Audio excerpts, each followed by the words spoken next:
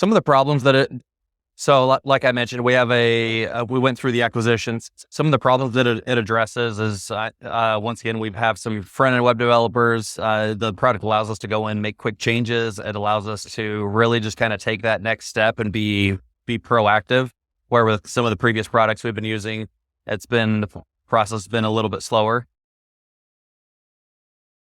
Yeah, absolutely. I mean, there's some of the announcements. I mean, that's the direction we're going. We're looking toward a headless architecture. We're looking toward or forward to once again being able to be composable, being able to scale our product and our program.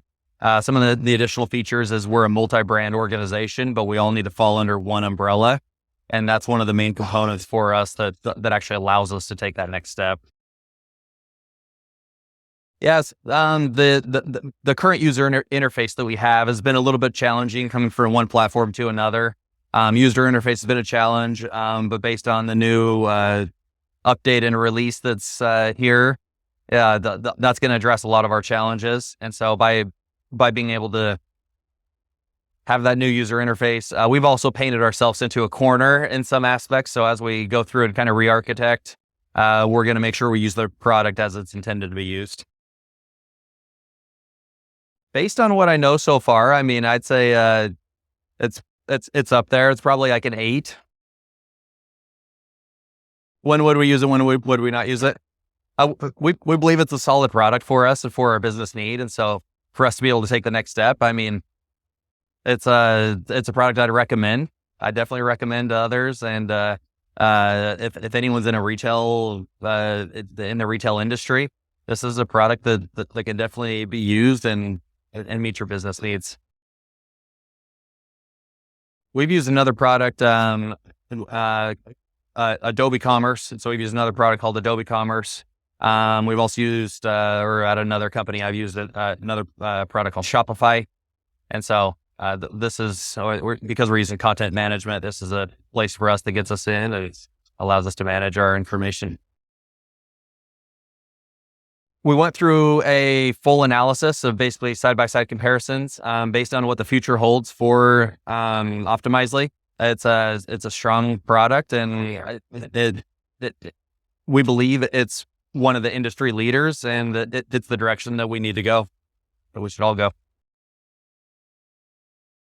Yeah, and it's once again, it's been one of those. I'm still relatively new to the system, and so I don't have a whole lot of insight on ROI necessarily yet, but as we continue to move forward, I mean, it's going to be a big part of our business. Starting out, comparing it, and once again, to be completely open and honest, starting out comparing it to what Adobe Commerce was to what Optimizely is on the version we're on, it was definitely a step back. But as seeing the new features coming, I strongly believe it's going to be a step forward. And so on a scale of 1 to 10, I'd probably put them like a 5 right now as far as being a step back. But based on what I'm seeing, if Optimizely truly does deliver, which on the demos I've seen, I think it will be up there at either an 8 or 9. Yeah, it's been pretty simple. I mean, it seems to once again, it's got a robust API. I mean, we've been able to build a lot of integrations with it. Pretty seamless product and platform, so super easy. So I wasn't here for the initial launch of the platform, but we're going through it right now again as we've gone through this acquisition. And so as we're going through this acquisition, we're going through it, and our development team, Luminos Labs, has all the confidence in the world in Optimizely. And so I don't have all the details because I haven't been through it yet, but we're starting to go through it now, and it's a pretty seamless process. Yes. Yes. Based on what I've seen, yes, so far. Yes, I would say yes. Yes, we did.